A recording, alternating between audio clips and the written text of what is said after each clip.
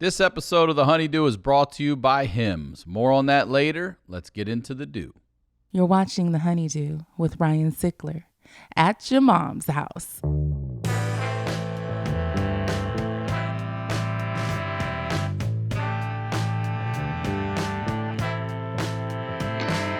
Welcome back to the HoneyDew, y'all. We're over here at Studio Jeans doing it at your mom's house. I'm Ryan Sickler, ryansickler.com, Ryan Sickler on all social media. Head over to my website. Make sure you sign up for the email list. Check out my in-town dates. And I just want to say thank you to everybody. God, and Tom Segura, of course, out on the Take It Down tour. We were in Des Moines and then, Lincoln, Nebraska, where I had the time of my life, made 2 field goals on your stadium, Huskers. I'm still ready. This right leg stays ready. Minneapolis, Sioux City, and Fargo. So thank you all. And I know, you guys listen to Two Bears, and they were talking about me posting the private jet pictures on Instagram. Yeah, anytime I'm on a private jet, it's going on Instagram, okay? And you guys should be worried about Tom Segura. His spending habits right now are out of control. He didn't want me to say anything. That's every time I go with him. He is on a private jet. The tour bus, it's fantastic, but the truth is Tom just gets on it to shit. He doesn't even ride it. He gets an SUV that follows the tour bus. It's just money pissed away. And it's actually 2 SUVs because he doesn't want you to know which one he's in like he's fucking some kind of diplomat. So hit him up on social media. Let him know you're seriously concerned about his spending habit. This is what happened to MC Hammer. This is how people go broke, guys. So glad to be a part of it. Glad to see you all out there. Go to ryansickler.com. HoneyDew, the HoneyDewPodcast.com is the website for here. You get your merch there, social media links, all that stuff. If you're new to the show, I say every week we highlight the lowlights, and these are the stories behind the storytellers. And our guest today is none other. It's the first time here on the HoneyDew. I'm very excited. Jeff Dye, everybody. Thanks for having me. We'll put in applause, right? For a bunch of it. Yeah, I want him to really think it was like a stadium. Welcome to the HoneyDew, my friend. Thanks for having me, my man. Before we get into, and we've got some pretty interesting stuff to talk about. Before we get into it, please plug, promote everything, social media, dates, whatever you want. Yeah, I have a podcast called Jeff Dye's Friendship Podcast. It's on all things comedy. It's wherever you get your podcast, iTunes. Go to that. Also, jeffdye.com. On all my social media is just my name, JEFFDYE. Touring every weekend for the last 14 years. You really are. I'm the road dog, man. You are every weekend. I'm the club comic. It's unbelievable. It's a lot. You did that. Nothing now, like that. Now you guys are doing theaters and buses. Only because I'm with Tom planes. and his unhealthy spending habits. That's great, though. I'm jealous. That's the way to live it. I mean, it's something I else. I remember 8 years ago being like, I'm getting a little burnt out. And I wish my manager had been like, don't worry, it's going to be 12 more years of this, I think.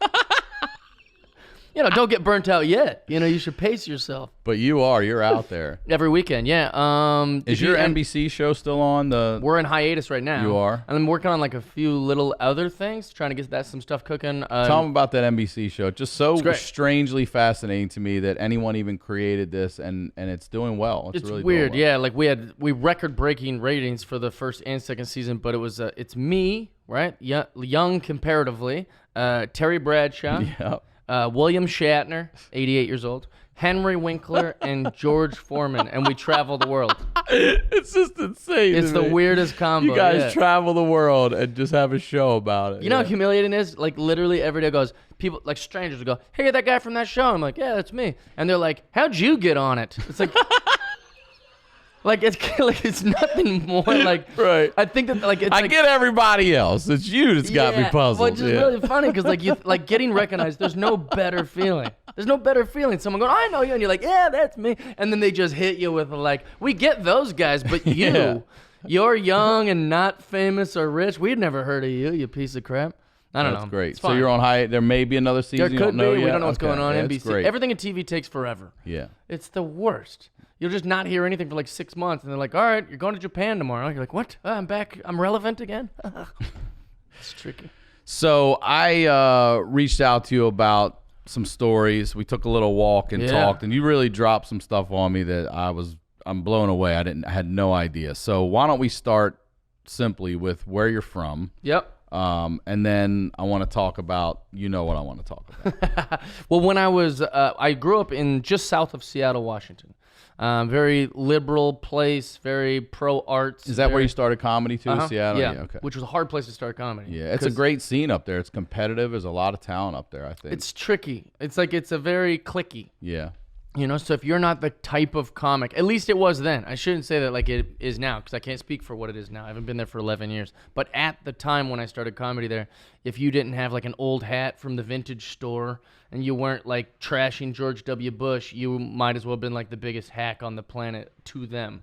So I'm going up there and talking about like kids and dogs because that's all I know. And everyone's like, what is this cookie cutter bullshit? Like, when's he going to go hard on the politics? And I was like, I don't know nothing about politics. Right. I'm not. I don't know that stuff. So that was hard. But growing up in Seattle, like I said, is a very liberal area, very pro arts, very fun place to grow up. Yeah, I had a kind of a late start. I was like a little bit of a late bloomer for sure. Yeah, and what happened? And what do you mean? Please clarify by late What bloomer. happened? Yeah, what happened? I didn't learn I told him that I didn't learn to read till I was about 20 years old. I've never met anyone Yeah. that didn't learn to read until in their 20s. Well, what happened And I've was- known you for a while. Yeah. I mean, did you say this on the Crab Feast? I can't didn't. remember. No, I used to keep this a secret. Okay. I used to not tell people because one, it's embarrassing, and then two, it's like I think that's why I'm able to come up with like good jokes, or I'm able to like come up with Deflect ideas and, and yeah. things, and like maybe even when I'm not trying to be funny, people think I'm being funny, but that's just the way my brain works. Like sometimes people look at me like, "What are you, 8?" I'm like, "Oh, it's kind of like the education level." I wasn't of even it, you reading know? yet. Yeah, I wasn't even reading yet. exactly. So for But I'm saying when I mean what happened is what How? how were you prevented from learning to Sure. read until you were in your 20s? I What think was it's a perfect marriage of being one, lazy, two, like indifferent to trying to learn, and then I did later find out that I have dyslexia and I have like a mental kind of flaw when it comes to concentration and things like that. I don't want to say OCD because I feel like everyone has OCD, or is that what? No, ADD. ADD? That's what I was gonna say, not OCD. Different letters. And so what happened was, all the kids, I was really good at making friends. I was really good at being silly and like making everyone laugh. So what happened was, kids would just help me with my, like they would just do my homework. But weren't your parents pushing you? My parents were never around. They didn't care. They didn't know. Like you're driving by down the street, kids start reading signs and shit. You weren't doing that. They weren't. This motherfucker doesn't know No, what and hardware actually, if you stores drive are. around with me now, it's very funny. Sometimes my friends, it's happened. It They'll doesn't say, happen often. "What's that say?" No, but Oh. like you'll see me, like if we're being quiet in the car, I'll be like, stop, merge, and they're like, you're reading out loud again. I was like, oh yeah, I forgot. Like I'm still like, new. I'm still you know, new, it's like guys. still like practicing small words. It's so embarrassing.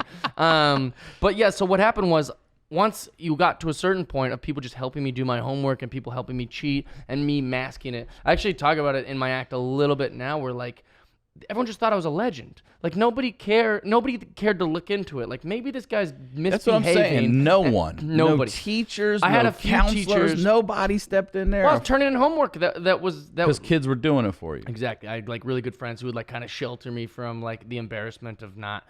Like, mean, so like I remember like one Jeff, like, in your 20s, you could. Did you get through college without knowing how to really read? Dude, I didn't go to college. I didn't even technically. What college is letting me in? You couldn't even read the goddamn Yeah. exam to And get they'd be it. like, "Hey man, did you graduate high school?" I was like, What's "I don't this say think so." right I here? just It says stopped going name. when the rest of name. them went. That's your name. You put your name there. It says first, last, right here. That's what it was all like. right. All right. I actually knew how to write my name, and I could write my phone number. So that was what I was going to ask. I just if you memovrized couldn't read, it. but you could write. Yeah. Or no, you I couldn't couldn't write. No, You but couldn't there were write certain either? things you Into need your to know. 20s. I had a little thing in my wallet that had my address on it and my name. But it'd be like if you drew a monkey like 40 times in a row, and then someone's like, "Hey, what's your monkey?" And then you just memorized how to draw that monkey. That's what I was doing with the symbols in my address, my phone number, and my name. The symbols. I just like memorized it. Like that's the J one, I think, and then that's my name for Really? sure. Yeah, and luckily I have a 7-letter name, so that was kind of easy. But so what happened was, after a while, it kind of didn't become a problem. I never graduated high school. You didn't? Never got my diploma, never anything. GED, nothing? Nothing. How? What did you do? Just I quit? just stopped going when they stopped going, and then Who's they? Everybody all else my was still classmates. going. No, my classmates when they graduated, I just stopped going because I was like, I'm not gonna hang out with these young kids. Oh, you mean you were younger than them and like they were a year older, and when they graduated, you just said fuck it? Yeah, Is that what you mean? no, like when the people that so I kept going with the same grades as everyone else. Right. But I didn't have enough credits to graduate. So the people that, when my classmates stop going, because they go on to college or they go into like the workforce, said, I was like, I guess I'm not going anymore. I'm not going to hang out with these young bucks. How many credits shy are you of a high school diploma? Could be 100, could be 10. Like I a have gym no idea. class. What if it's a gym class? Would you go back and do it? No way, dude. Come on, I'll go do it with you. If it was just a gym class, that'd be easy. But I'm going to you're guess high it's a lot school- of math, a If lot you're of high history, school, what's your high school? a lot of science, and you won't want to be in that class with me. I'll be like, Ryan, here. What's your high school? I'll be passing it to somebody else too. Yeah, exactly. What's your high school? Kentwood High School? Kentwood High School. If anyone from Kentwood High School will allow Jeff Dye to get his high school diploma by passing one gym class or just like a test, I'm in it with you. You're inviting a nightmare, though. I don't want to do this. I'm one getting the sweats It's like the just thinking presidential about it. physical fitness test. We got to do some I could do push-ups and that. pull-ups. Yeah, climb a rope. Got to run a mile in a certain amount of time, probably climb a rope. Yeah, that's the hard one. I feel like we could still do that. I could still do that, but Well, I'm saying like they're gonna hit us Kentwood. They're gonna hit us Get with this like, man some paper. hey, do you know your multiplication? And I'll go, oh god, It's not necessary. I hope not. You're successful without all that. That's proof. But you know what? You could use it a little bit. We all could. Some physical activity. So I let's agree do with it. that. Wait, so your daughter though, like what's her learning right now? Like, is she? She's reading, Jeff. I know she's already ahead of me. She's already ahead of me. She's reading, bro. Humiliating. But what about like math and stuff? Yeah, Is we her were math just, we were hard? just. I was pumping gas last night. We were just doing math. We're on everything under 10 and under. So 1 and 1, 5 and 5, 4 I got and that. 3. I got those. 7 and 2s. Yeah. We're on that right now. She just turned 5. She's about to though. lap me though. But I'll she's tell been you. reading for a few months now. These little starter books. I can give them to you. They're called Bob. I don't Check out want these 'em. Bob books. I don't want them. That's why like at a certain point in my life, I realized this is problematic, especially if I What want to be. point? That's what I want to say. I was about 20.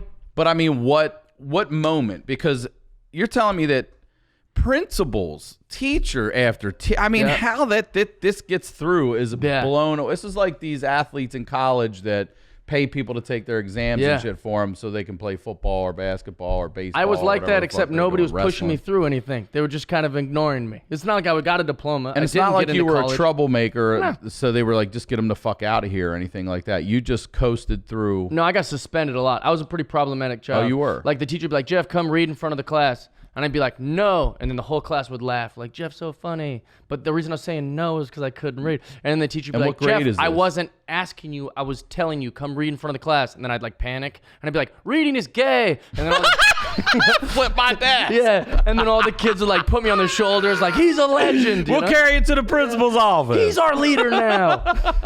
So there was a lot of that. Like that was kind of what it was like. It's like I was rewarded for being this like silly, playful, over the top clown. And in this 20 years, Yeah. that's a great example. I was gonna. It never snagged you anywhere along the line. Well, where because I people are like, wasn't, this guy don't know how to. Do you think that teacher knew? I think teachers that knew didn't care, and I think teachers that then the most of them just didn't know. And my parents were just like, and my parents aren't bad people. They were just never around. They were just working, and they just didn't care. I don't think they wanted kids. I don't know. And so, and my oldest sister, she knew about it. I would tell her all the time, and she'd try to help me, but then she would get frustrated because she's not a teacher or a mom. Yeah. So she would just be like, I don't know. Even my tutor, her name's Rachel. What's up, when I was Rachel? 20 years old, she was hot too.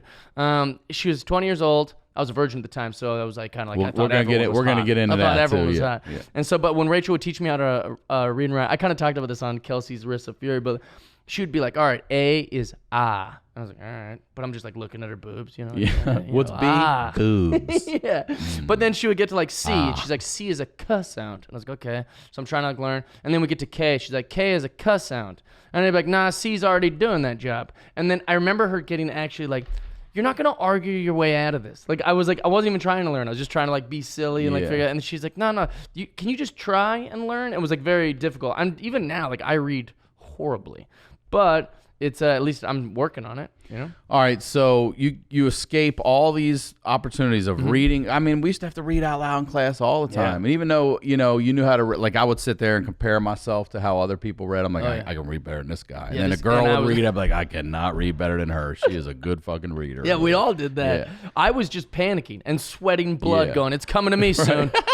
Oh, it's coming to me soon. And every time you figured a way to deflect and move on. One time I would just like I actually recall One this time I really punched well. a kid in his face. Oh yeah, just boom. Do I get to go to the office?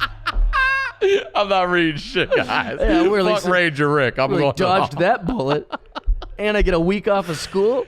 I mean, man, Double prizes. That blows me away. That it got by for so long. One time I just ranted about, like, I don't remember, it was like about the Seattle Mariners or something, pretending I was reading and just ranting about the Mariners, like being like, Rich Amaral came up in the 3rd inning, and of course he struck out, and then the next batter, and the teacher's like, Jeff, read the actual book, you know, and then all the classmates are laughing, and then she would just kick me out because they all just thought I wasn't taking it serious. Right. They didn't know there was an actual problem. I deflected it all, which makes for a great comedian. It does, but for 18 years, it makes for shitty teachers in that goddamn true. school system. Well, they for don't not care. one of them to figure it out, or if they did, to actually care. I mean, if I was a teacher and I even didn't like you, I'd be like, look, put him in fucking reading. But Just you're put a him good in guy. remedial reading And this is what makes and make him do it. one, you're a good guy. Thanks, Jeff. You are. It's genuinely a good guy. And I say this about a lot of artists and entertainers. We get accused of being selfish, which we are, or like narcissistic, which we are. But we've chosen a profession that we love. Yeah. And that's because we can link our heart with something that we want to do. We think everyone is like that. You wonder why a Starbucks employee doesn't give a shit, and we're like, why don't they care about their job? You know, or like, why doesn't the teachers care? Right. A lot of people doing their jobs that they don't You're care right about that. At You are least right. as selfish as we are, we love what we do and we take it very serious. And so like they just don't care, especially in public school. Like they were just like, I don't know, let that kid be a jackass. Watch, he'll be in jail or he'll get he'll get a crappy factory job. He's a honeydew. You're a honeydew. All right, so you're 20 years old, and what happens where you finally go, fuck it, I need to start learning how to I read? wanted to be a comedian. And I wanted to be a comedian, and they were like, oh, comedians are writers. And I didn't know what a stand-up comedian really was. I thought that you'd have to be on Saturday Night Live because I liked Chris Farley and all those guys, and I thought like, oh, I want to do that. And they're like, well, they write sketches, and they're like in a writer's room. And just every time they would say writers, writing, I would just get this like thing like, oh God, but I don't know how to do that. And so I vulnerably just like, I went down to the University of Washington. I was like living on campus. Obviously I didn't go there, but there was like these like tutors things. And I think that they were tutoring college classes. Wait, you live on campus. Even if you're not a student, you can live on campus? Well, it's not technically on campus, like in the U district. Oh, gotcha. So like it was like on the Greek row or whatever. Yeah, So I don't know if that's considered campus. That shows how little I know about college. I was like, I think I was on campus. It's off campus. Don't worry, it's off campus. If you're not on the campus, you're off the called campus. the University Starbucks. I think I was on campus. It says university. You're campus adjacent. That's what it sounds like to me. By the freeway, called the university. The university freeway. On-ramp. So I went to the thing and I ripped this little piece of paper off of a thing that said that they would tutor. And I was like, this is great. And there was tons of people trying to make not quick cash, but like, you know, under the table cash for like tutoring. And when I met with her, she thought I went to the University of Washington, and I was living with like 12 other guys at the time in this giant house. We each had like our own bedrooms in this big house, but we were all friends. And they were my Young Life leaders, actually, 2 or 3 of them. That's how I learned about the house. But then when she came over, she goes, oh, what do you need help on? I was like, hey, I don't know how to read. And she's like, what? Like she thought I'd bust out like university books and be like, oh, here's trigonometry or whatever class. And then she was like, are you serious? And I was like, yeah. And I want to learn this book. And it was Judy Carter's like stand-up comedy Bible. I saw and that's that good. book. They just hand to everyone, which to you or maybe some other like big comedians, like it would be kind of trivial crap. But to me, it was like this like secret cup of like formulas. Like, oh, if I learned this, not only did I read my first book, but I can like learn how to put jokes into formulas. I started reading that book, and if I'm correct, the first page I think says, were you the class clown, or did you always secretly know you were funnier than the class clown? I was like, yes. Yeah. Yes. Well, and there's something in there, I don't remember it well, because it was like, you know, like I said, 14, 15 years ago. But the thing was like saying like, I can't teach you how to be funny, but I can teach you like how to make your thoughts and ideas in the formula. Yeah, structured. And I remember thinking that that's great. I know how to be funny. I just need to learn these structures. But for me, I had to like learn how to read. So the first book you learned how to read was a book about stand-up comedy? No, there was like 2 or 3 little books that she made me read. Like what? Do you remember? Oh, yeah. The Vampire Who Stayed for Christmas. And the reason I picked that book. The vampire stayed for Christmas. He was there for Halloween. But then he stayed. You know for what? Christmas. I like turkey, so fuck it. I'm gonna be here for you Thanksgiving. You should see the cover of that book. and If you can Christmas. Google that book, that vampire's a sweetheart. The vampire stayed for Christmas. You gotta Google that book, man. There it is. What reading level is that? I Does think it say? like no, that's not the cover. I mean, it is That's obviously. the vampire who That's- came for Christmas. Yeah. Part 2 sounds Yeah. like he stayed. They made him look like a creepy teenager. No, he's like a old. Hilarious. He's an old vampire. He's like a the way like Bram Stoker's Dracula. Maybe it's Dracula's David Christmas. Keep going. I'll recognize it the second I see it. That might be out of print. I'm telling you, it was a good We're one. going man. deep in here. That thing is out of print. It was a OOP. scholastic book. You might have got the last one. Guess why I picked this book? Guess why I picked this book? It looked like that one though, on the dinosaur Dracula, whatever that one is. Oh yeah, The reason I don't hilarious. know. So the reason I picked this book is because it was a book that I was able to fake in like 4th or 5th grade as a book report. I had made it all up. Just by looking at the pictures. I looked at the cover, and then my sister was like, "Yeah, you should read this." I was like, "Yeah, sure." Like I was just trying to like act like it's my middle sister, not my older sister. And I was like, "What is it?" She's like, "The Vampire's Day of Christmas." I was like, all right. So then I just made up all this stuff, and the teacher was on to me. The teacher's like, "That's not what this book could be about." I was like, "Too creative." I was more creative than whatever this crappy book was about. And so the teacher was kind of on to me, and then I like threw this big stink, and I cried, and I was like, I read it," when I was like in 4th grade. So when I actually learned to read, I was like, "All right, we're reading The Vampire's Day of Christmas." Oh, that's nice. Yeah, All it right. was kind of like a full circle thing. Kind of like getting your fucking high school diploma by doing a At gym age test. 36. Yeah, nothing wrong with that. I'm 46. I'm gonna do that same goddamn test. We're doing with it you. together. Yeah. So what else did you read? I'm trying to think. There was like these like little kind of like workshop books that you would probably do with like your daughter or something. Like it was just like you have to fill in the sentences. But those were books. I count those. If I'm like trying to catch up to Well, it's people that read books. all that reading and writing is Yeah. all part of that. What was the But first? then Judy Carter. Okay. Yeah. What was the first challenging book you read? Like in high school, that's what I'm saying. How the fuck did you get Vampire it? Who Stayed for Christmas. Did you not hear what I was just ranting It about? wasn't so much the words I had to read; it was the concept that Let me really tell got ya. to me. I'm a grown man going, But wait, why doesn't the vampire just get rid of all that crap on his face, get regular clothes? He could stay the whole goddamn year, I think. Valentine's Day is just around the corner. Yeah, what's going on? And then she's like, let's just read the book, man. Just read the book. Now I forgot what I was going to ask you. I had a real question to ask you. The most difficult book. Yeah, I want to know most difficult book you read. Since then? No, the first one that you read where it was. This is what I was going to ask you, and this is why. Like we had to read Huck Finn, Tom. Yeah. How did you get around all that shit and then do reports about it? Yeah, just handwritten cheat. reports. People would just do my shit for me. It was great. They just wrote the whole report and Yeah. everything. And I had like kind of a good like social theory about it as a kid. I was like, I'll just be friends with everyone. The popular kids are pretty exclusive, right? But that's a small group. I'll just be friends with everyone else. And so one of the and I'm like that. Like, we used to have to read Shakespeare out loud in class where'd one you by go one. to school? Just in Maryland. Shakespeare. Yeah, we had a Shakespeare I don't know, class, was it and you had not to my take school? that as part of English. My school would like a teacher would just be like, I'm not feeling so good today. Let's watch a movie. And you're like, all right. It's like, this class is good.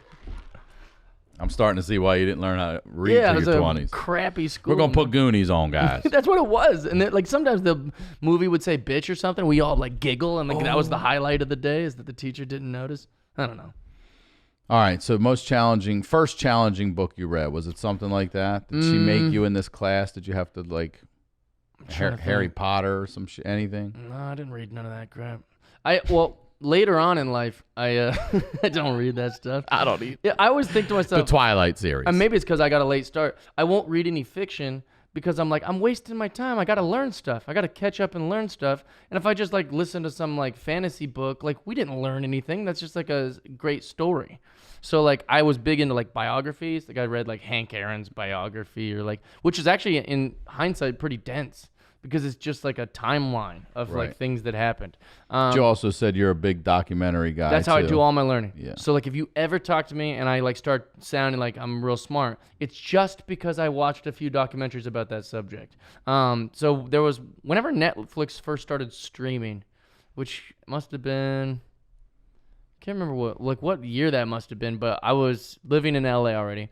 But I would watch one documentary a day. That was like my rule. Okay. And it wouldn't always land on that day, but like if it came to Sunday and I had only watched 4, then I need to watch 3 more. I need to watch 3 on Sunday or I didn't make my like personal goal. And so by doing that, I was very unbiased about what I'd watch too. I'd watch a political documentary. I'd watch how our school systems are in shambles. It's one called Waiting for Superman, or like there's one about Pulling John. It's just like arm wrestling documentary, and it's phenomenal. Yeah. And now I know about all these arm wrestling guys and stuff I would have never learned about, and they probably wouldn't have taught me in school. So you can kind of like teach yourself nowadays, I feel like.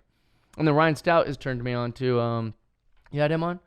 Nope. Good Not guy. yet. Yeah, I love He's a Ryan pal of Stout. mine. Yeah. He turned me on to like on iTunes, they'll straight up just have lectures from professors for free on iTunes University. Oh, I didn't know that. It's insane. So Oh, like I I've didn't been know listening to a ton like of that TED, stuff. like their version of a TED Talk, but just from university. Yeah, and it's all on there, and it's That's all great. free. So, but like, I mean, you're not gonna get credit, you're not gonna get like Yeah. a degree, but like you're gonna be able to learn.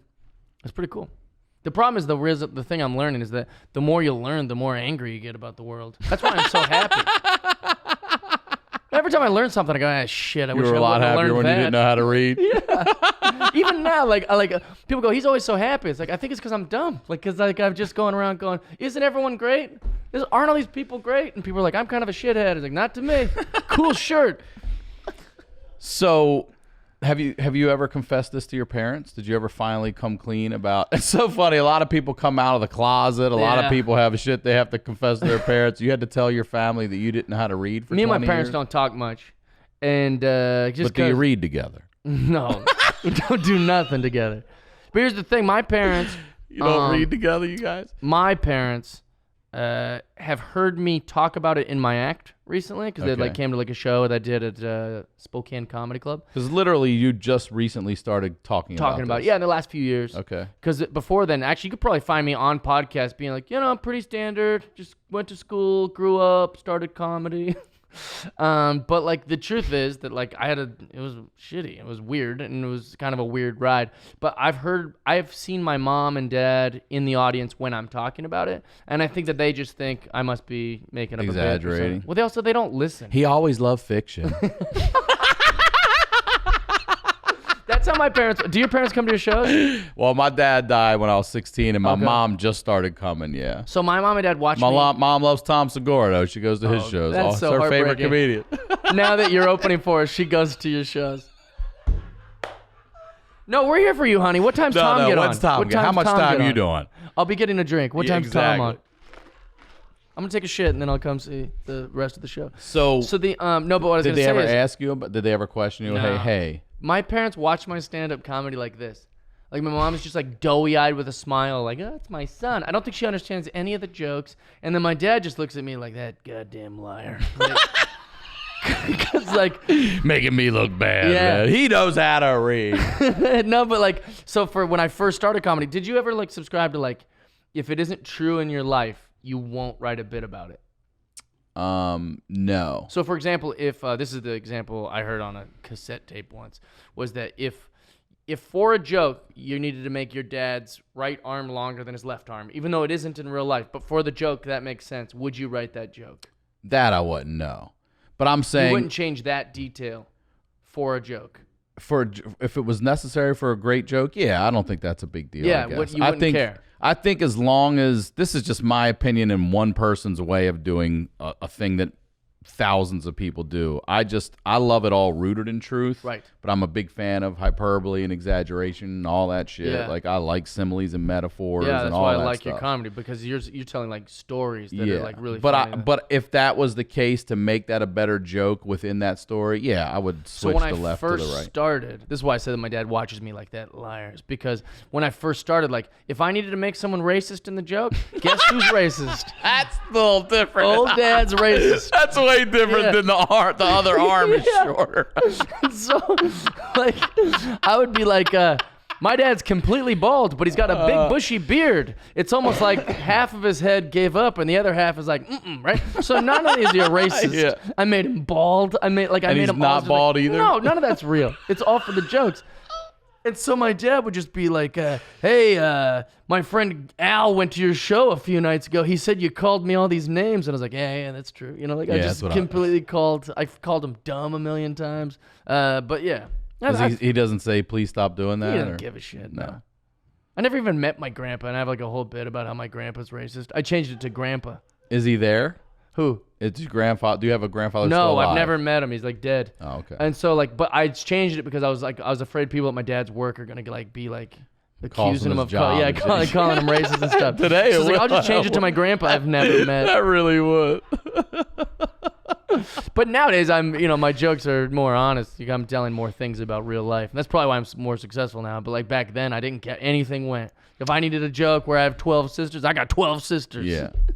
What now when it comes to reading? Is there anything that gives you trouble or anxiety, or what do you struggle with when it comes to reading? I just see things reversed. So that's a problem. Because you do have dyslexia. Right? Yeah, so... Because I just recently, I'd say within the past year or two, I started putting the captioning on the TV and reading. It's great. Not on sports, but on like anything on Netflix, because I really feel like today everyone's dramatic acting is straight up just whispering. That's all it is. Yes. It's so And subtle. I'm like, what the fuck is this asshole saying right now? This is crucial here. I had to do that on Rocket Man. You know, you turn it all the way up, and then the music's like, dun, dun, dun. I'm like, God damn. I'm going back and forth. I'm like, just put the fucking captioning on. I agree with that. Like, as I watched Rocket Man recently, I didn't know what the hell was going on because they're all singing around and dancing. And like, since it's like lyrics, I'm like, I don't know. He's dressed real cool, I guess. There's valuable information in those lyrics that you don't know what the fuck's being since said. they're telling the story, like I put the captions on. I was like, oh, this is way better. I actually know what the song is saying. But I should consider doing it for everything. I was gonna say, do you do that now? And just that'll never just thought have you. about doing Just that. in general, you'll practice reading by but default. Sounds Plus, exhausting. you'll hear it too. Yeah, it'll just be natural. I watched Pan's Labyrinth. I was like, what the hell's going on in this thing? I don't know if I watched that. That little girl's with a hand monster. I don't know what the hell that thing is. What is that, Hitler? No, that's not Hitler. Just a different angry Nazi. Let's take a quick break and tell you about our sponsor, Hims. Guys, I'm looking directly at you. With age comes wisdom, but getting older can also be a downer in one area specifically. 40% of men by age 40 struggle from not being able to get and maintain an erection. It happens to the best of people. Look, the guys here at the studio take them. They love them. They're in there right now with boners. A friend of mine heard this podcast, ordered some Hims for himself, called me up, and he's like, Ryan, because there's two kinds. You can get some that you take for the night or for the weekend. He took the weekend, and he's like, it was the equivalent of your bullpen pitcher just being like, as soon as he went, he was sprinting right out to the mound every time, no problems. For Hims.com is a one-stop shop for hair loss, skincare, and sexual wellness for men. Hims connects you with real licensed doctors and FDA-approved pharmaceutical products to treat ED. There are well-known generic equivalents to name-brand prescriptions to help you combat ED. Prescription solutions are backed by science and made more affordable. It is so easy. You answer questions about your medical history. You chat with a doctor for a confidential review. And if you're approved, the products are shipped directly to your door. Being your best means performing your best. It's erectile without the dysfunction. Hard made easy. Say hello to your little friend. Try Hims today by starting out with a free, that's free, online visit. Go to forhims.com/honeydew. That's FORHIMS.com/honeydew. Forhims.com/honeydew. Prescription products are subject to doctor approval and require an online consultation with a physician who will determine if a prescription is appropriate. See website for full details and safety information. This could cost hundreds if you went in person to the doctor's office or pharmacy. Remember, that's forhims.com/honeydew. Now let's get into the show. Okay, so all of this not being able to read, I mean, the insecurities, making the jokes, obviously building the foundation to become a comedian. Yeah. What was it like dating? What was it like trying to go out with girls when, like, wouldn't you go to dinner? You didn't know how to read a menu? Like, right. What was this, all that like? Well, you go, you got burritos? Sir, this is an Italian restaurant. Exactly. Be like, fuck it, I'll have the California roll. Like, no, we don't have that either. But again, what just happened is something I would really do, and then the people would go, he's hilarious. They would just think I'm being funny. And then they come over and go, and here are the specials, and then read it for you. The second the waiter comes, like, just the the check, please. They're like, that's not how this works. But for real, like, I would, I had a lot of troubles with girls growing up, which is crazy because I was like a late bloomer. So I was like super thin, I had like big old braces, I had like floppy hair, and I was like the funny kid. So if you'd ask anyone I went to school with, they would have said Jeff was the funniest kid that went to our school. But there was no girls being like, oh, I would have dated him, or oh, I liked him. That was just not a thing. I've spent my whole life trying to be the guy I am now. And now I'm the guy I am now, and everyone's like, look at this douchebag. It's crazy. I would have killed to be this guy growing up. That's the truth. If you'd have told 10-year-old Jeff this and that. The whole role is reversed. I knew God. everything about comic books growing up because there was I didn't have to look at the words. I could just look at the pictures. So I was like obsessed with comics. And all the girls were like, you like comics? I was like, no, that's stupid shit, you know? But like now, I'd have crushed it as Jeff then. It's like the whole thing's been reversed. Everyone's like, what?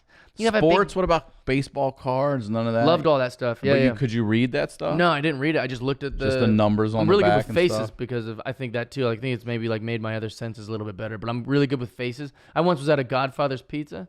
Bobby Walcott had only played for the Mariners for like 2 weeks. Got called up for the 1995 Mariners wild card series, right? And we were at Covington, Washington, which is like an hour outside of Seattle. We're at a Godfather's Pizza, and there's this doughy-eyed young kid named Bobby Walcott sitting with some hot chick. And I went to my mom and dad, and I go, I think that's Bobby Walcott. And they're like, sit down, shut up. There's no Mariners at the Godfather's Pizza. So I just got out of the booth.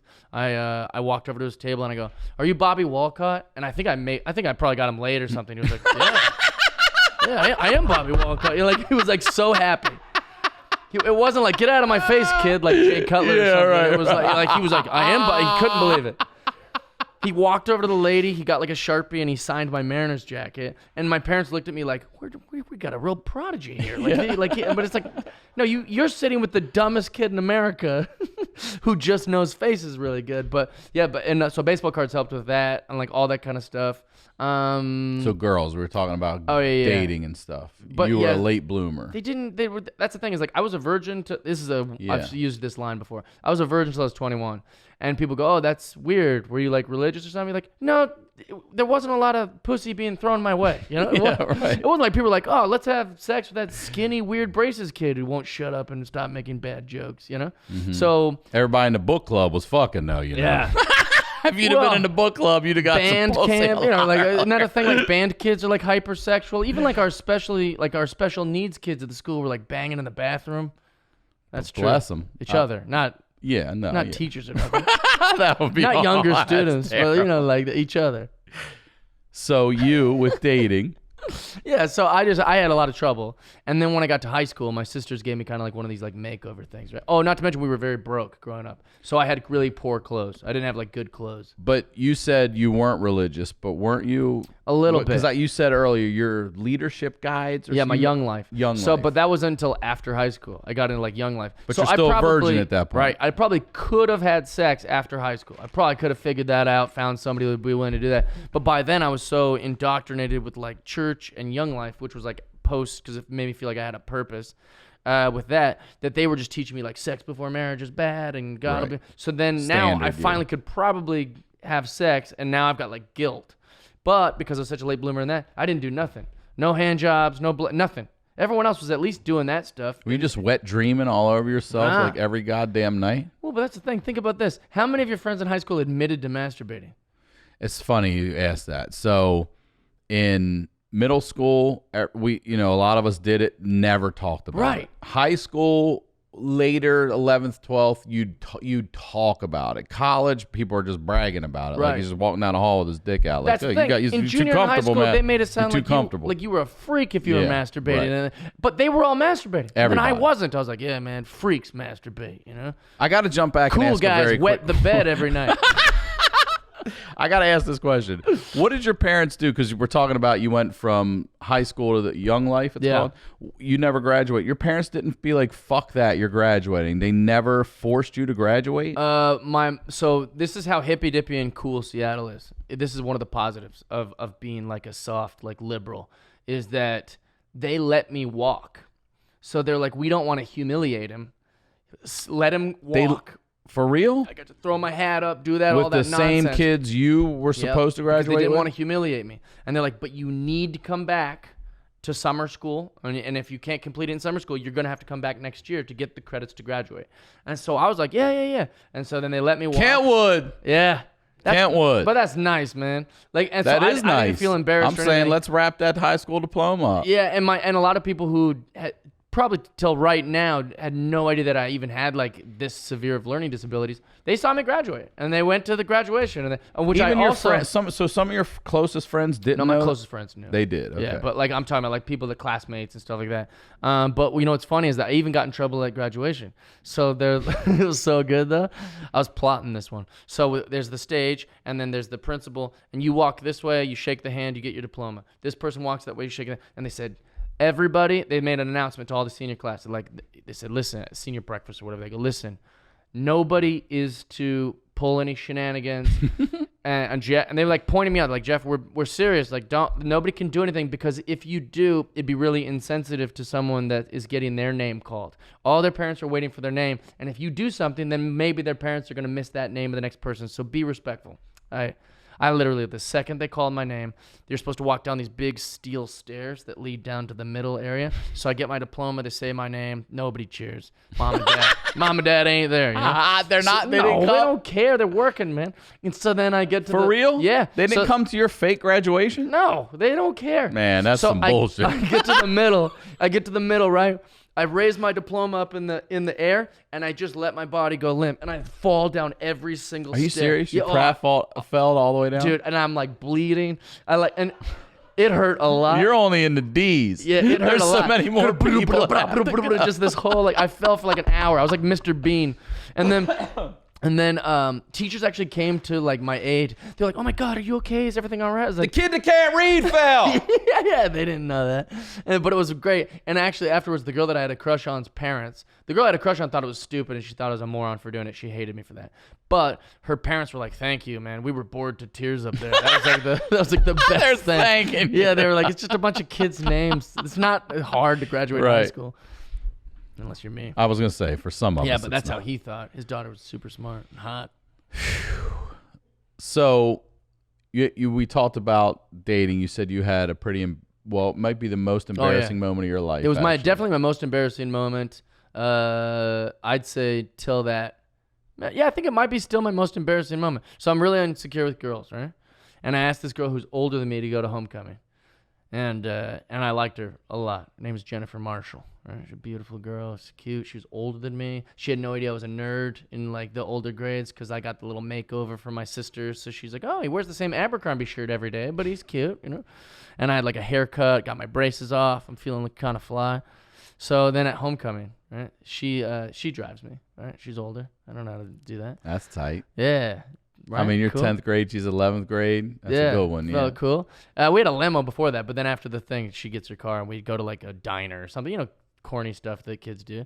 And so then she's driving me home and I'm thinking like, oh my gosh, like I think I'm going to kiss her, you know? So like, here's the problem. I'd only kissed my sisters and my mom before that point. Those are the only girls I'd ever kissed. You mean right? like the cheek and stuff? Well, like when I was real young, I kissed my mom on the lips, and then like on the cheek from then on. And what would happen is my mom, she would always make us kiss each other. She'd be like, kiss your sisters good night. So I'd kiss my sister on the cheek. I'd say I love you. I go to bed, right?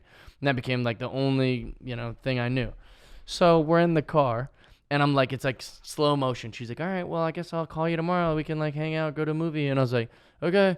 And then I was just sitting there. I was like, all right, it's happening. So I just like bolted in to kiss her, right? I kiss her and I go, I love you. Oh no! I finally kiss a girl. I dropped I love you on her. But in your defense, you did fucking love her. It was your first kiss. I know. Like whatever you fucked up It thought was love real. was at It that was moment. real. That was genuine and real. It was. It sure was. I didn't just retelling the It's story. certainly is not the definition of love. mortifying. But I can see why you would love the shit out of that girl. Yeah, it was so humiliating. And then we broke up like the next week. Did she say anything in that moment or just stay silent? She looked at me like I was a mutant. She's like, what? Like, what does this chimp just say he loves me? It was so bad. I remember going home too. Like I remember the walk to my house. Like was all fast, like a nerdy kid would do. And then I get in my house and I close the door. And then I gripped like the sink of my bathroom. And I just like looked in the mirror like, you idiot. I can't. I like lectured myself. I hate you. Yeah. I love her, but I hate you. Yeah. What are you thinking? You got to play it cool. Remember, Janny said play it cool. Oh, it was so awful. God damn, that is embarrassing. It's the worst, man. And then you have to go to school. What about you? Still Were you see her like and shit. you were? No, I've definitely done that before. I've talked about it openly. Yeah. I've told girls I love them and everything. But I'm saying that's why I feel you're like at that moment. Who the hell? I still don't know what the fuck love is. But I'll tell you what. At that moment when I said it, I meant Absolutely. it. I felt it, and I fucking believed it. I think of that about all the time. Like I'm wrong very, very often, but I'm never not well intentioned. Yes. I think in my entire Well like said. as long Yes. as I've been alive, I think even when I've been so wrong, I really was. It's not from a I malicious don't think I've ever place. been Yeah. mean to anyone. Right. I'm always like, "Hey, be my friend." I'm like a dog, you know. What I was gonna ask though, I was gonna tell you is that my buddy Randy, he's like a good friend of mine. He's a comedian guy, and he's telling me stories about childhood so different than mine. That's why I asked you just now. Like that dude had no childhood. He was like doing drugs and like having sex Isn't with that chicks blowing? in I've like had people ninth come grade. on. Yeah, You're like, seventh what? grade, smoking weed, doing acid and shit. I'm like, what are you talking about? Yeah, maybe that's why I like life so much. I'm like still like this That's why I is love the wild comedians so part, much. you know. That's why I love comedians. There's so many of us, and everybody's so fucking different. There's a girl I know who has a 3-year-old daughter. She's very, very famous. I won't say her name, but her daughter, because she probably doesn't want me talking about her kids, but her daughter is one of the most alert, smart. Like She reading? She's probably. This girl's probably like already graduated. She's 3 years old. She's like the smartest girl I've ever She's got met. more credits than you. Yeah, she was right like present. She was like so aware. She knew like choreography and like dancing. She could be one of these like Broadway kids. And I was just sitting there, just being like captivated by this kid. And maybe I'll just speak for myself. I don't know if you can identify with this. I was like in a fog till like 5th grade. I had like Kool-Aid stains on my lips. I had no idea what was going Yeah, on. no. I was just like going through life, going, "Ugh." And I remember like one day I just kind of was like, oh, I guess I could kind of think for myself. And that was a late in life. This is a 3-year-old who's already like not like that. I certainly got life quicker only because my parents split when we were in like 3rd grade. Trouble started happening. You know, we knew my mom was cheating on my dad. Like they couldn't Those keep are that like shit big quiet. things, yeah. So right away everything starts speeding up. Yeah. You need to react, you need to respond. You also are you're taking in just little, Yeah. a line or two from this 30-minute argument that they're having in another room or Right. whatever. But I was never. I was on the honor roll and I was in accelerated classes, but I was a 3.0. I You was had not. mechanical pencils, didn't you? You were a mechanical pencil guy. Math was my weak subject. I was Okay. always terrible in math. But I would get a 3.0. I was a straight B student, Yeah. not, but that was honor roll Mine where was like I was and all 0 point. It had like letters in it and stuff. that. Letters. It was like a 1 point H. But my daughter, she said something to me a few months ago. She looked at me and she goes, "Dad, is there a final number?" And I go, "What a fucking question! Like you're already smarter than me." Oh, I've like ne- out of all the numbers, that there- just blew my mind. I'm Actually. 46. You should see my face when you just said Here's that. the thing: I've never. I was just, what the hell is she talking about? Final number. I I've was never like, thought that. whoa. Is there out a of final all the number? numbers. And I said, "No, that's the definition of Say, infinity." It's 10. Like Buzz Lightyear to infinity and beyond. That's how I insane. explained infinity too. So I got that one out. But I was like, God damn. Without Toy Story, how are you going to I work would've never, around that? Never. Would have never happened. Without 4 Toy Story movies, it would have never happened. Tim Allen as a spaceman. So this is obviously a difficult one for me to even ask about, but outside you told me something that I didn't know Yeah. about your sister. Are you really comfortable talking about Yeah, that? yeah, Can of we course, please? yeah. Because I think this is such She a was, huge issue in our society. She was my mom figure, so like Is this, you had 2 sisters. Is this your older sister? yeah, this is my oldest sister, and often you'll hear me reference that I have 3 sisters, and it's because I have a 3rd sister who was not, she's not part of our family, but she's always been so close to our family that so I consider her daughters my nieces, I consider her my sister.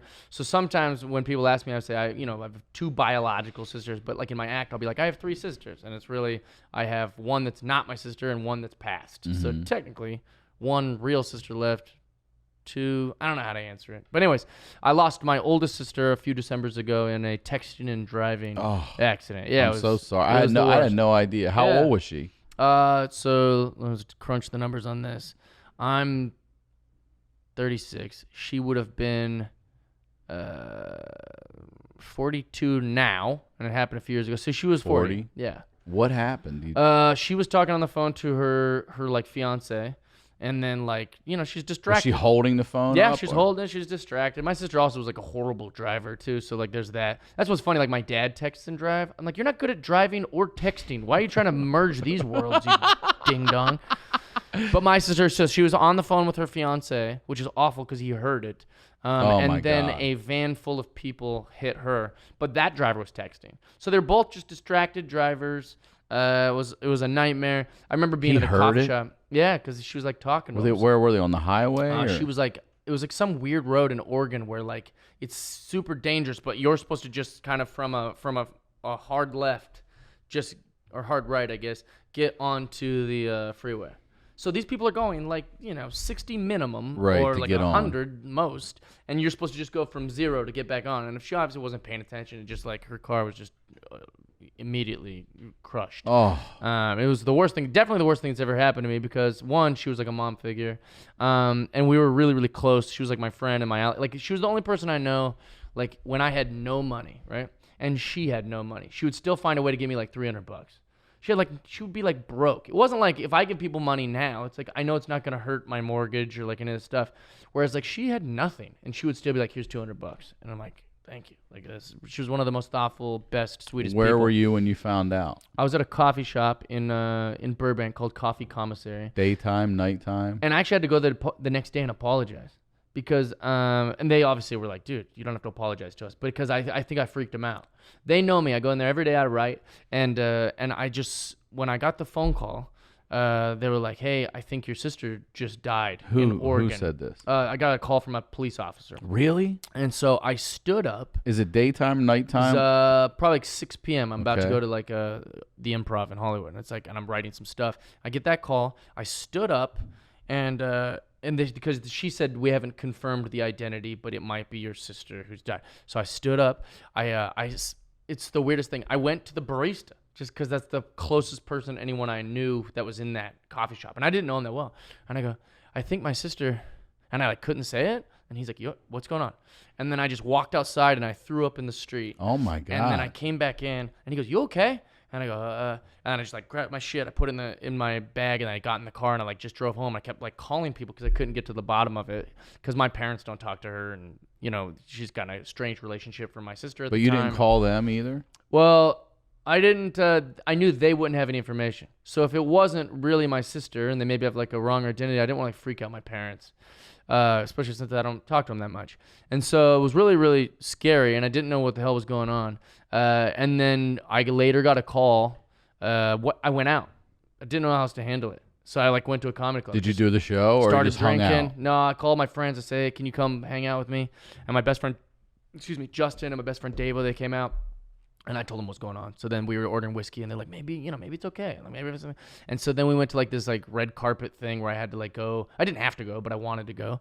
And everyone there was so shocked. Like it kind of became like this little gossipy thing. Like Sarah Pantera and all these other girls were like, "Dude, I think his sister like just died like tonight, and he's out here pretending like everything's okay." And then I was a mess for like weeks. And luckily, my ex-girlfriend at the time. She was my ex already. We were dating prior, but she was really cool. She's obviously my ex now, but she was my ex also at the time. But she was mature enough to be like, he's gonna need someone to work through this with, and she was really cool about it. That's nice. Yeah, it was awful. So but what happened? my first Tonight Show said you'll see me wearing like a lapel Very that has her nice. birthstone on it, and that was like kind of like me, like kind That's of awesome. giving a shout out to her. I wore, when I did my first network, it was Late Late Show. I wore my dad's work jacket. Nice. Yeah. I Wait, wanted what to did do the that look same. like? It was a Pan Am crew chief jacket. What's a Pan Am crew chief? Like old airline jacket, like cool. a work jacket. Did you yeah. reference it? No, I just wore it. I love that. Actually, I'm sorry, I'm wrong. I didn't wear his jacket. I wore his shirt. It was a work shirt. Nice. Yeah. I wore the jacket on this not too long I love ago. stuff like that. It's great. I love that you. Oh, there you go. That's what it looks like. Oh, nice. That's exactly it. Yeah. What Google Ryan Sickler? How much is that thing worth? How much is that? About 185, something like that. About 100. Um, I'd like to listen to you on a show like The Price is Right or something. I have that jacket too. Yeah, I don't that know. outdoor jacket. Too. About 40. So who gave you all the details? Who told you what it was and texting and all cop. that? Yeah, which was really uncomfortable. And were you like her emergency contact? Maybe is that No, why they called you? definitely not. Really? Yeah, I think that they called her fiance, and then he told them to call me.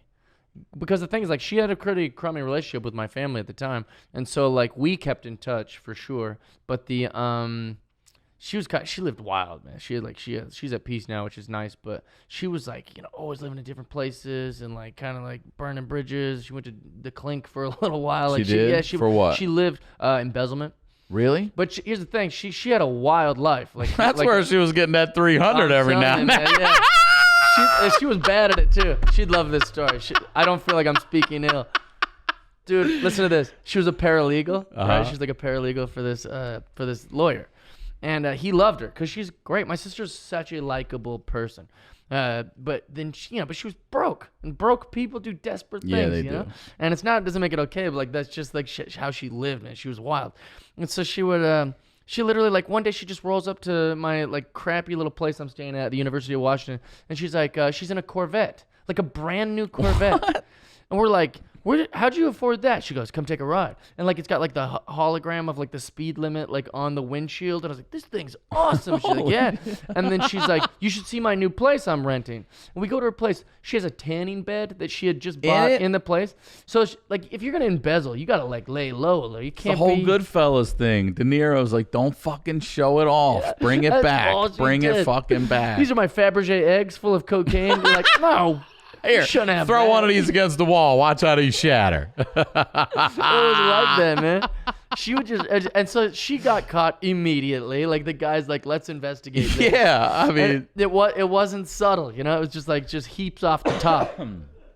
But so she got in trouble. She had to go to jail for that. And then when she got out, she was kind of sad because how long was she in? She actually got to do a cool one where you get to stay like a house. Halfway house deal? Yeah, because she's not like a threat to society, which I hope if I ever do something, they let me do that. Group home it, yeah. It seemed easy. Yeah. She just like has free room and board. We had a wrestling coach that worked at one of those, and my brother and I and another kid that wrestled all lived near that. Yeah. Because it was right next to our middle school. And in high school, he would drive us home in the correctional van, but you can't get out from the inside. How old are you? We're like 14 or 15, but we're just getting a ride from him. But I could picture you guys fucking with him and be like, hey, they can't mess with us back because they got 2 strikes. They can't do shit. You can't get out of those damn vans. He's got to get out and let you out. So you can't just bust out and run whatever the fuck you want. Bolt like a dog. He took all the kids. He's like, you ain't getting out of this. It's amazing. Like, God damn.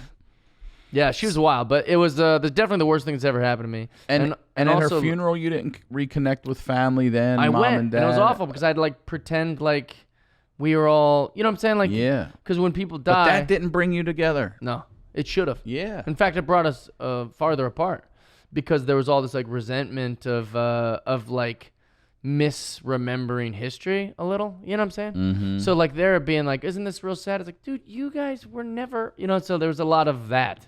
I've let go of it all, to be honest. As far as with my parents, like I don't hold them into contempt. But they weren't just devastated the whole time? They were. I think they're still really, because I think in the back of their brains they think the regret that would come with that. Someday we'll reconcile and but like that someday never came. That's why you don't. Because it just happened so suddenly. It's not like she was sick or anything. It just kind of happened on a whim, and so they have to live with that. I actually just got to mourn, and I get to tell fun stories about my sister and brag about her all the time. Whereas like they're still dealing with it because they can't even properly mourn it. It's also therapeutic to talk about it, especially in your art, you get to do that, and that helps. Well, my sister lived like a comic, man. My sister lived like a pro wrestler or some shit. Like wrestler. Every week something would happen, She's like, one time, this is a good story about my sister. She was dating this dude named Ryan, right? And Ryan worked at the same warehouse as me. Right. Yeah. No, and Ryan's a good dude. We would work at this warehouse, and he was just the best. Because at the warehouse, you don't need a high school diploma or anything. I love the fucking criteria. They would just be like, can you lift things? And can you read? No. Can you lift shit? That's all it was. So I worked at these warehouses, and that'd make some good money. And so, and Ryan is the one who got me that job because he was dating my oldest sister. So anyways, Ryan's with my sister. I leave. I come back for the holidays, and I'm crying and moping because I was dating this girl at the time. She was Playmate of the Year. She was well, we're gonna get Sarah into Underwood. Great. How you turned around. I went from having no money and living in like a car, right, to literally getting on Last Comic Standing, moving to LA, dating a Playmate, and having money. So it was quite a transition. Yeah. And I was pretty reckless For about a guy that couldn't read, didn't date, didn't do well with lived girls, in a car. lived in a car. So I literally, when I got to LA, it was all this new thing, kind of like you're explaining about Segura spending all that money, you know? It's a problem. Just going It's a like problem. this, and I'm like, I'm partying at the Playboy Mansion. Like it was insane. It was like literally insanity. But I was not very faithful with my MySpace messages or flirting with other girls in situations when my girlfriend wasn't around. I was kind of new to it all, and I was reckless with it. So me and her would have these like off and on, very like high highs and low lows, breaking up, getting back together. So during one of those, I come home for Christmas. This is a true story. I come home for Christmas, and I'm like feeling sorry for myself and being all pouty, and even though I know it's my actions. Because the playmate you're dating is not we working broke out. up. Yeah, Right. and I was like, oh, you know, it's just so hard, and like she doesn't understand. Like I don't know this lifestyle, and blah blah blah. And I go, all right, well, anyways, you know, we're broken up, but like, what's going on? How's home? And then my mom goes, oh, Ryan, Janny's boyfriend, he went blind. What? Just like that? What? You have so nonchalant. Yeah. I literally was complaining about how I Your playmate couldn't make girlfriend. it work out with my playmate of the year girlfriend. And it was my fault. Like I was trying to get like sympathy for something that I did with like a playmate of the year. And then my sister's boyfriend just lost his whole vision. How? What happened? He had a brain tumor that he didn't know he had. And he was not telling anyone because he was like neglecting it or embarrassed. People do that all the time. Yeah, it's And your so- reading. Yeah, exactly. Yeah. You just think, I'm not dealing with that. And So he knew he had it? No, he didn't know he had a tumor. He just knew he kept getting headaches. Okay. And he would like periodically lose his vision for like, 30 seconds at a time. But he didn't want to tell anyone. He just hoped it wouldn't happen again. And then like 2 months later it would happen again. And the tumor was growing. And then the doctor said there's like 0 chance that you're going to, once he figured it out, because he lost his vision for like a whole day. And so he was like, once he figured it out, he's like, I gotta go to the hospital. I lost my vision for like 24 hours. And so then when he went to the hospital, they were like, all right, you have a tumor. The odds of you surviving this surgery are really rare. But we'll do our best. We'll try to get it out of there. So he goes under. He Just does his thing. surviving the surgery. Yeah. And so because they told him the odds of his death were like so high that when he got out of the surgery and they're like, we think we got it all, you're going to live, but you'll never see again. That was like good news to him. Right. He was like, dude, at least I get to, be alive. Because we were all like, what? You're blind now? Right. And so, yeah, I saw him and he still had the scar and he's learning how to like live his life without vision. But I just thought it was so fun. Completely blind? Like Completely, 100% Does he need blind. a cane? No, but he has the Dog? cane. Does he have He's a actually a dog? genius in this too, is that he created his own system. For Christmas, all he asked for was little bolts and then magnets. And what he would do is he would glue the bolts into the magnets. Okay. Or glue the magnets into the bolts, like those small ones that are real strong. And then he made his own like system of where he would go. So like he knew he had to get to the bus stop. He can't drive anymore. So he would find steel things along the way and put these magnets on it. So if you saw the magnet, you'd think, oh, that's just a bolt. There must be a bolt on the other side. You wouldn't think to remove it or even check to see if it's So he would, for the next days, The path, he like would that be was able his to breadcrumbs? he would be able to know that, oh, this is the right bus stop because here's the bolt that I placed. And so it was really and he would genius just place system. him on his path so Yeah. he'd be able to touch. In like a lot of key places. Like sometimes he'll put him even in like, I'm trying to think like, I can only think of bus stops right now, but like let's say it was like a restaurant or something outside of it. He'd be like, oh, I've eaten here before. Here's like one of my bolts. That's No like the shit. really weirdest thing. But That's was great. he was an interesting guy. Like he was like when he I don't know if I should say this, but he was like not real faithful to my sister. And then when he went blind, he was like Mr. Faithful, and it's like, well, of course. Yeah, right. You could be a 2, you could be a 10. I have no idea. Yeah, exactly. He's like, I don't need a caregiver. Now I need a caregiver That's all I need, anymore. yeah. Yeah. And my sister was so selfless and like took care She's of him. like, and she was the peeling best. out in the She also Corvette. secretly liked it too because she was like, oh, this is great. I don't have to worry about like my image issues as much because I'm with a guy who's blind. So she only saw the positives. Great lady. And then he broke up with her. Nuh-uh.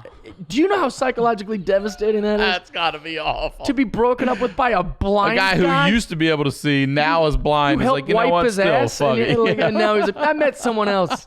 What? How? Did he really? You're blind. Yeah, sincerely. He was like going to these blind school things because he still wants to like be a teacher, and you can still do that if you're blind for sure.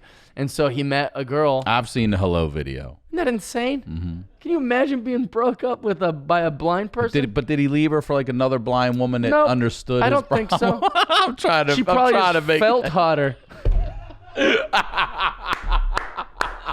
I guess. I don't know. She was devastated. I was mad at that guy for a long time. Because I was like, I've done things in relationships that like I deserve to be judged for, but this is pretty low one. Never done that. I want to talk about your turnaround in your dating life now, because as you mentioned, a playmate. So, I mean, you're like comedy's fucking Chachi. You actually, nice. you're past his number of playmates, I believe. So, Yeah. how many you've dated playmates and playmate of the years, correct? Yeah. So, do you mind giving your numbers here? I'm hesitant to start this because there's no way to talk about this without seeming like a douchebag. I'm asking you to talk about it. And two, I'm aware of how douchey this will sound.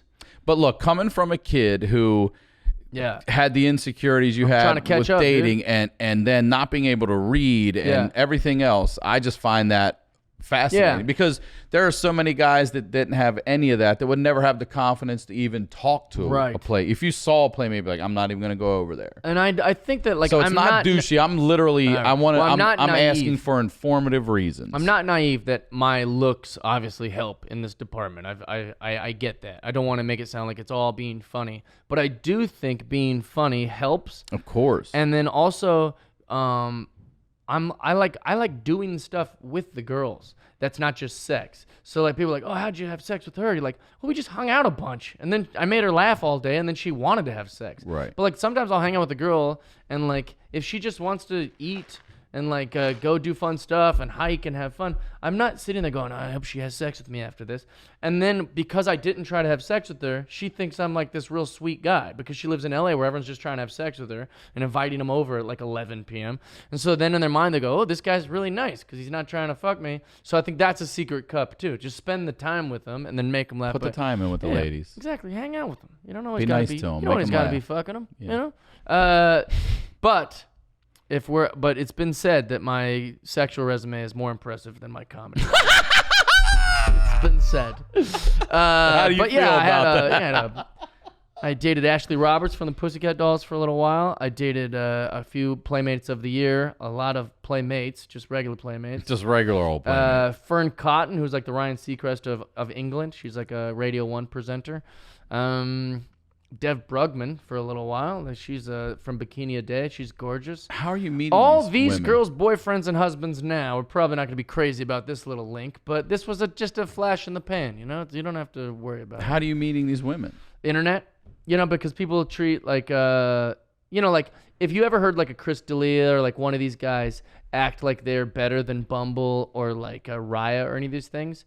Don't let them get away with that because we just treat our Instagrams like that. That's what people do. Like I treat my Instagram like a dating app. I go through that. That's why if I ever get like a serious girlfriend or wife, you know, she better just deactivate my Instagram.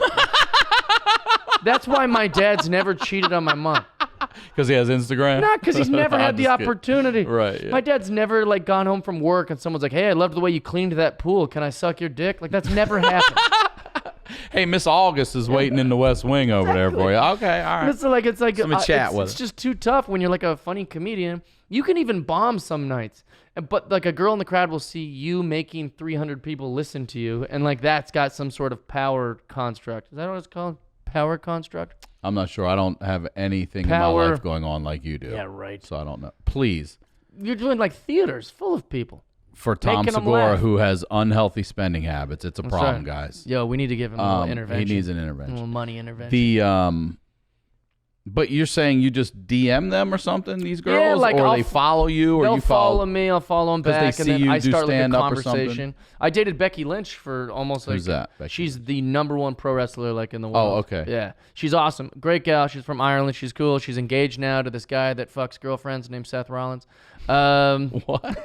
I don't know any of that. People will like that joke. He's a pro wrestler. Oh, okay. Yeah, I think there was some overlap in me and her dating, is what I was I suggesting. I see. But also I can't Sounds confirm like that. they might but, know what the hell yeah, you're talking about. No. You know the bad part about dating a pro wrestler? What? She's a female. Not everyone watches pro wrestling. I imagine if she walked in here right now, you might even not even know. But wrestling is such a big community that we all know. Mm-hmm. But I can't presume everyone in public knows pro wrestlers and pro wrestling. So she goes in the ring. She's getting all bruised up and getting shiners and nicks and bloody lips. And then People pulled her and aside then we like, "Do you walk need help?" around in public holding hands, and everyone's going, I was like, no, I didn't do I'm the that. one that needs help. No, Ric Flair's daughter did that. So I look like the worst liar in the world. Right, yeah, like, Like, okay. what? Okay. I just have to lie again. Just like, she fell. She falls a lot. And you've dated how many pussycat girls? One. As a pussycat dolls? Yeah, Ashley Roberts. You dated one. Yeah. I work with Nicole Scherzinger on a show, so there was Okay. some sort of whispers of that. But I see. I wish. Yeah, no. And then I'm trying to think of what, I guess, like that, but that's a pretty good gamut. I mean, models, wrestlers, Yeah, for coming. playmates, regular girls.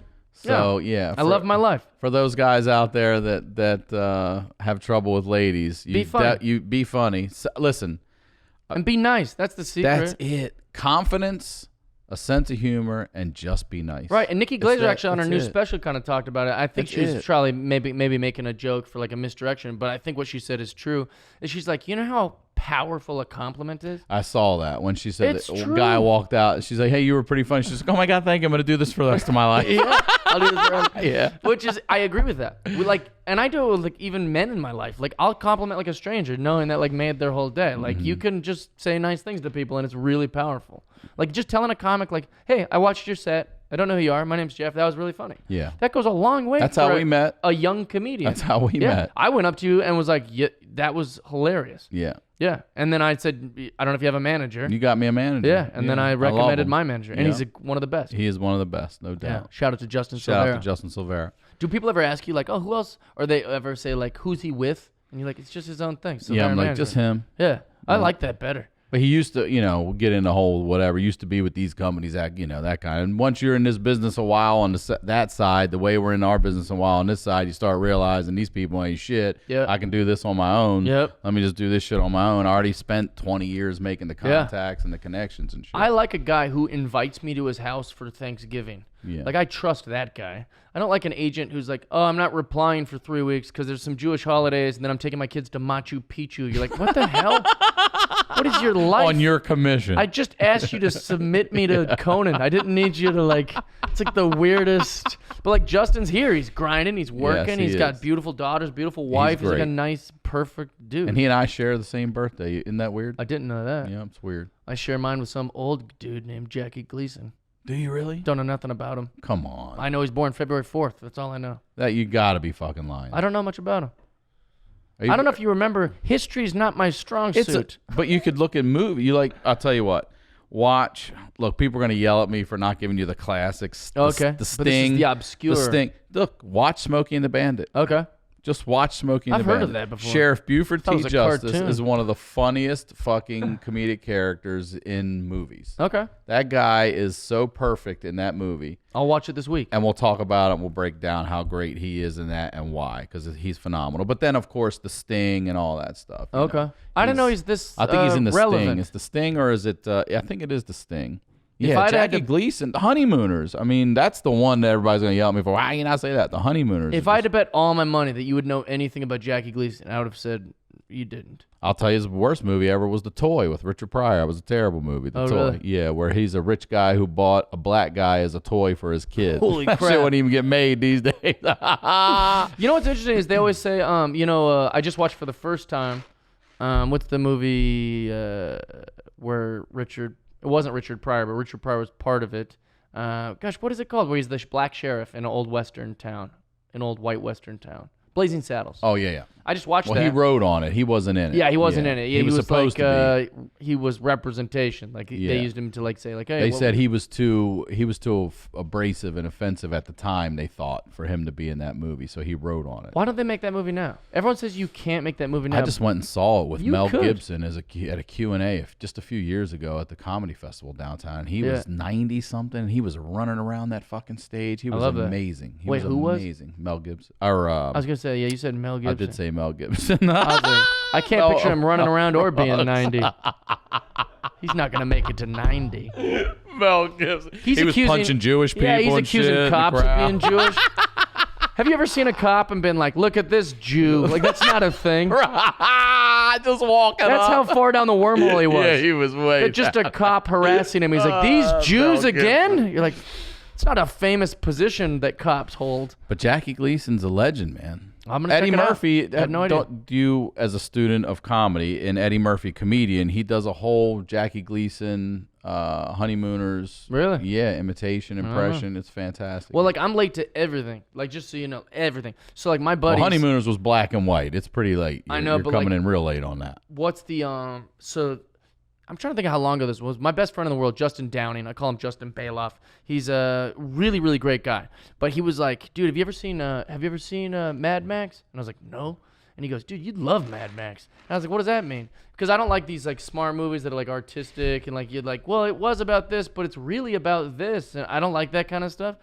It's too much, man. Like, I need something with like a jet ski on fire. You'll love or, like, Smokey and the some, like, Bandit. shooting, You or, will like, love Smokey hot and the Bandit. chick It's who's, just like- a Trans Am jumping all over the love fucking that. place, and he's chasing it. That's what I like. It's perfect. Yeah. Yeah. And my buddy's like, dude, you go home tonight, watch Thunderdome. I was like, all right. And he was right. It was fantastic. And then he goes, all right, tomorrow watch Roadhouse with Patrick Swayze. And I was like, It's a great absolutely one. loved it. He goes, Ripping all right, throats the out. next day you're going to watch They Live with Roddy Piper. Now, Best fight my scene in a friends movie did ever. my friends did these movies for me.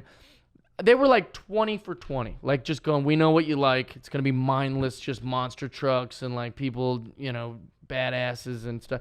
So I'm trusting your recommendation. Jackie Gleason. The man. I'm excited. Speaking of the man, you are the man. Thanks I want for to having say, me, yeah, brother. thank you for Appreciate being here. This Yeah. has been really, really great, and thank you for opening up. I'm sorry Yeah. about your sister Hey. passing. I mean, that's a lot of tough Yeah. stuff there, but that's an important thing. Texting and driving, like we talked, it's more dangerous than drinking, driving, anything out there. It's these the most days, dangerous so, time to drive. Yeah, be careful. It really is. Right now is the most dangerous time to drive. Because drunk driving used to be like a nighttime thing that maybe like 5 cars were out there. You had to watch out. But like now, every teenager's on their phone. And on pills. Yeah. And on their phone. All of it at once. And legalized weed. Yes. So now you're texting while Yeah. you're high Yeah. going, no, it's No. my medicine. Yeah. I need to drive and text and Yeah. smoke. Be careful. It's wild. Will you please one more time promote anything you'd like? Yeah, go to my Instagram at Jeff Dye. Figure out where I'm gonna be to come see me on tour. I have a Patreon, and if you subscribe to my Patreon, which is Patreon/Jeff Dye, you get free tickets to all my comedy shows. That's so, awesome. Yeah, I comp everything if you're subscribed to my Patreon, and then you can also watch my podcast by being a subscriber. Jeff Dye's Friendship, which we got to have you on, man. Please. Yeah, I'd love to please, do it. Please. Yeah. Thank you, man. Thanks for coming on. You're great. Thanks for having me. I am Ryan Sickler on all social media, ryansickler.com. Talk to you all next week.